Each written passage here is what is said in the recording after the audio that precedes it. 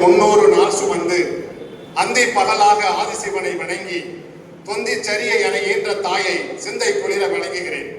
2 மாதங்கள் கருவிலே நமை சுமந்து மெய்நோக காத்திருந்து மேனியெல்லாம் நடிவுற்று செங்குருதி ரத்தத்தை செழுமையான பாலாக்கி அங்கமெல்லாம் மேனியாலே அடக்கமாய் அரவணைத்து தங்கமலர் பூச்சரம் போல் தாராட்டு சொல்லி நம்மை செங்கமலர் தொட்டிலே உரைய வைப்பாள், சீராட்டி உரைய வைப்பாள் தாய். கட்டிலில் தூங்கும் வரை கண்விழித்து காவல் புரிந்து விட்டில் பூச்சி தொடாமல் எட்டி எட்டி பார்த்து மட்டில்லா மகிழ்ச்சி கொள்வாள்.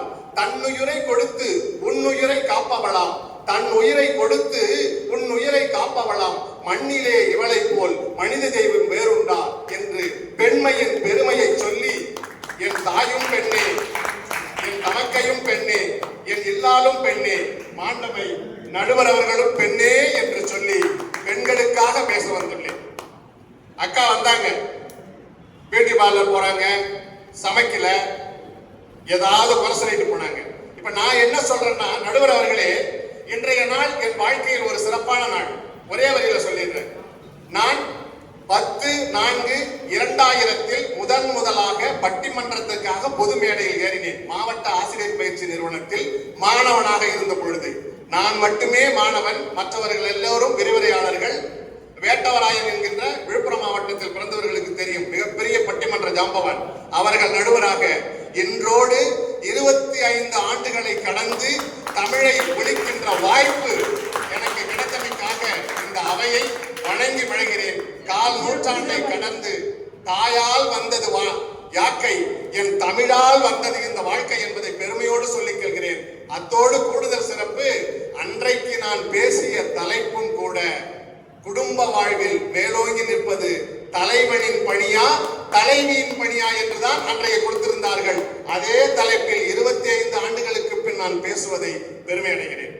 அக்கா ஒரு பாட்டு பாடுவாங்க வழக்கமா, மாமாவே நீ வேணும் 7 ஜென்மந்தான், ஆடியில செய்தி சொல்லி ஆவணியில் பாக்கு வச்சு செய்தி சொன்ன மன்னவருதான், எனக்கு செய்தி சொன்ன மன்னவருதான், சொந்தம் சொல்லி நெத்தியில குங்குமத்தை வச்சைய மன்னவரு மன்னவருதான், அழகு மன்னவரு மன்னவருதான், 7 ஜென்மத்துக்கும் இந்த இளிச்ச வாயினே வந்து எனக்கு கிடைக்கணும் அப்படின்னு இவங்க பாட்டு பாடிட்டு நடுவர் அவர்களே, நான் யாரையும் திட்ட வரவில்லை, நான் யாரையும் குறை சொல்லவும் வரவில்லை. ஒரு செய்தியை இந்த அவையிலே நான் சொல்ல கடமைப்பட்டிருக்கிறேன். காலங்காலமா இந்த தலைப்பு ஆண்களா பெண்களா, மாமியாரா மருமகளா, தலைவனா தலைவியா, இந்த விட்டு கொடுக்கும் ஆண்களா, விரட்டி அடிக்கும் பெண்களா, வேலைக்கு போகும் ஆண்களா, வீட்டில் இருக்கும் பெண்களா, இந்த தலைப்புக்கு இன்னையோட ஒரு முற்றுப்புள்ளி வச்சிருக்கோம். 25 வருஷமா புலப்படலை இந்த கேள்வி. ஆமா, 50 பேர் உட்கார்ந்து இருக்கிறோம் என்பது பெரிய விஷயம் அல்ல. இந்த 50 பேரும் 5000 பேருக்கு சமமான அறிவாற்றல் படைத்தவர்கள். அதனால் இந்த கருத்தை நான் சொல்கிறேன். ஏன்னா குடும்பம் என்பது ஒரு தண்டவாளத்தை போன்றது. 2 தண்டவாளங்களும் சரியாக சென்றால் தான் அந்த தொடர் வண்டி போய் சேர வேண்டிய இடத்திற்கு எந்தவித பழுதும் இல்லாமல் போய் சேரும். அந்த கருத்துக்கு நானும் உடன்படுகிறேன். ஒரு ஆணும் பெண்ணும் சேர்ந்து குடும்பத்தில் ஒருவருக்கு ஒருவர் விட்டுக் கொடுத்து வாழ்ந்தால்தான் அந்த குடும்பம் நல்ல பல்கலைக்கழகமாக இருக்கும். அதை நானும் ஒத்துக்கொள்கிறேன். ஆனால் எந்தெந்த இடத்திலெல்லாம் ஒரு ஆணை விட ஒரு பெண் மேலோங்கி நிற்கிறாள், தியாகம் செய்கிறாள், விட்டு கொடுக்கிறாள், அவருடைய பண்பு நலங்கள் மேலோங்கி இருக்கிறது, எந்தெந்த இடத்திலெல்லாம் இந்த சமுதாயத்தில் அவள் இடர்பாடுகளையும் இடிபாடுகளையும் வசை சொல்களையும் சோதனைகளையும் வேதனைகளையும் தாங்கி ஒரு குடும்பத்தை சாதனையாளராக மாற்றுகிறாள் என்பதுதான் இந்த பட்டிமன்றத்தினுடைய தலைப்பு. ஒண்ணு இல்ல, நான் ஆண்களை குறை சொல்லவே வரவில்லை. ஏன்னா நானும் ஒரு ஆண்மகன். எங்கெல்லாம் பெண்ணினுடைய தாகம் மேலோங்கி இருக்கிறது, எங்கெல்லாம் பெண் ஒரு குடும்பத்திற்காக தன்னை மெழுகுவத்தியாக உருகிக் கொள்கிறார். நடுவர் அவர்களே, நீங்களும் ஒரு பெண். ஒரு பெண், அதாவது 1 மாதம் தன்னுடைய குழந்தையை தாங்குகின்ற கர்ப்பிணி பெண்ணாக இருக்கிற அந்த காலத்திலிருந்து அவருடைய தாகம் தொடங்குகிறது.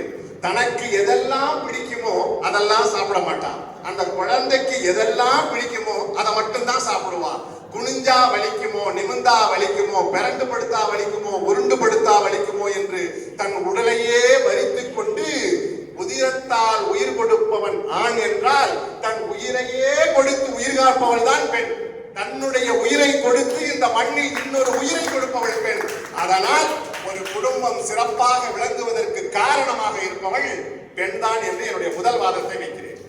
இரண்டாவது சொன்னாங்க அக்கா, இந்த குழந்தை வளர்ப்பு என்பது உலகத்திலே ஒரு மிகப்பெரிய கலை நடுவர்களே. அது எல்லாருக்கும் தெரியாது. இங்க எல்லாரும் ஆண்கள் தான் அதிகமா இருக்கும். எத்தனை ஆண்கள் ஒரு குழந்தை மலம் கழித்து விட்டது. ஒரு உதாரணத்துக்கு என்னுடைய மனைவி பேர் வச்சுங்களேன், சுலோச்சனா இந்த வாயன் தம்பி ஆய் போயிட்டான் அப்படின்னு சொல்ற ஆண்கள் அதிகமாக இருக்கிறார்களா? மனைவி அடிப்படையில் ஏதாவது ஒரு வேலையாக இருப்பால் அவளை தொந்தரவு செய்யக்கூடாது என்று அந்த மலத்தை எடுத்து சுத்தம் செய்துவிட்டு அந்த குழந்தையை குளிப்பாட்டி அடுத்த ஆடை உடுத்துகிற மனப்பான்மை எத்தனை ஆண்களுக்கு இருக்கிறது? இந்த கேள்வியை நான் இந்த மாமன்றத்தில் வைக்கிறேன்.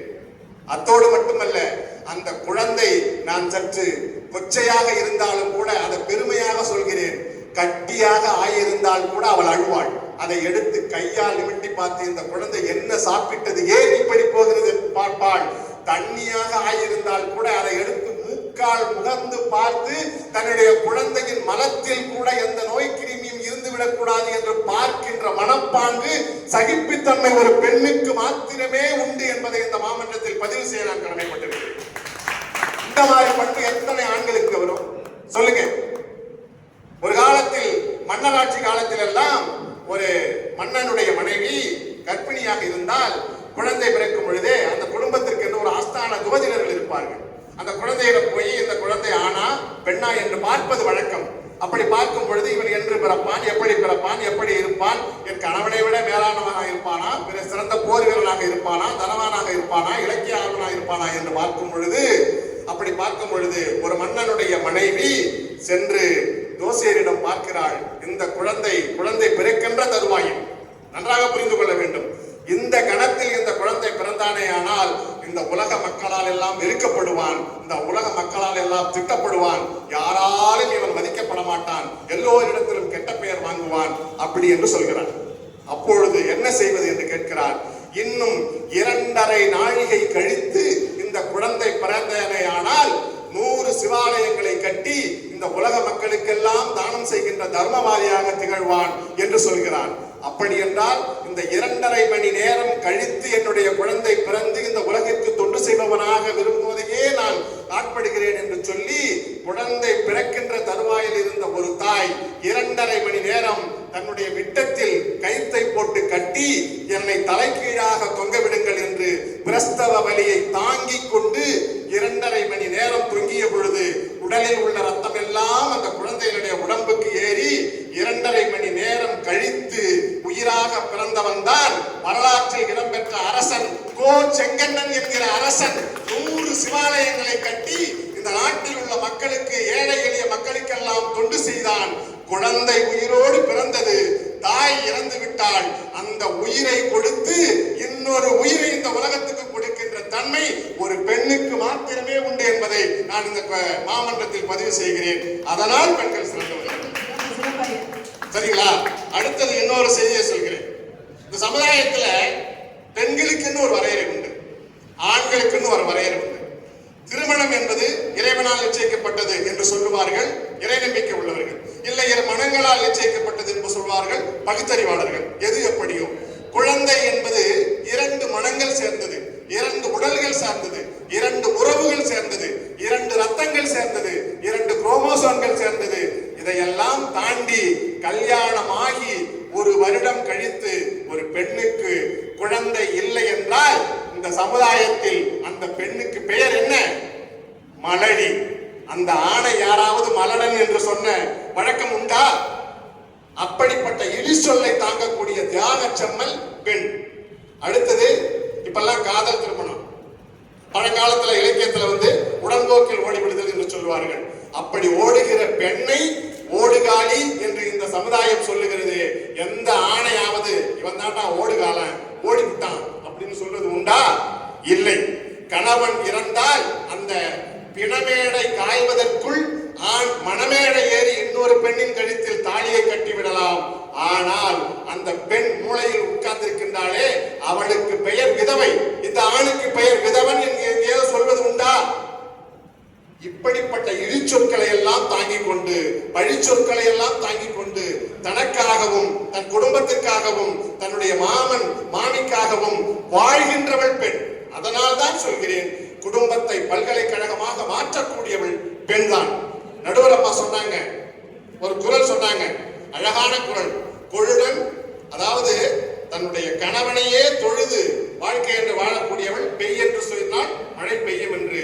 அதையும் தாண்டி வள்ளுவ பெருந்தகையான் சொல்லி இருக்கிறான், இல்லாதன் இல்லவள் மாண்பானால் உள்ளதன் இல்லவள் மானாக்கடை என்று சொல்லி இருக்கிறான்.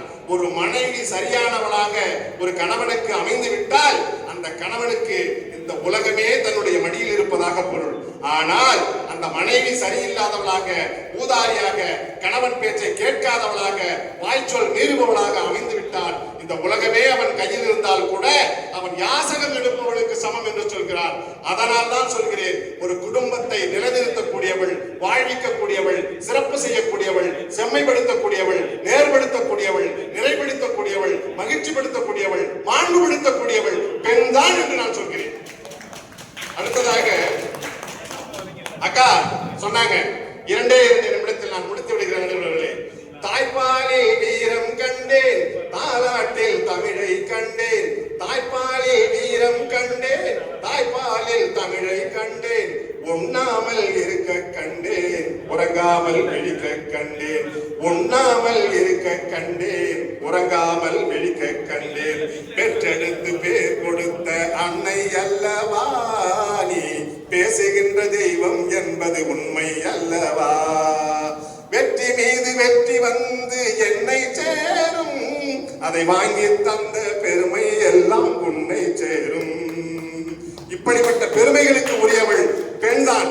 அதோடு குழந்தை வளர்ப்புக்காக, எந்த குழந்தையும் நல்ல குழந்தையே மண்ணில் பிறக்கையிலே,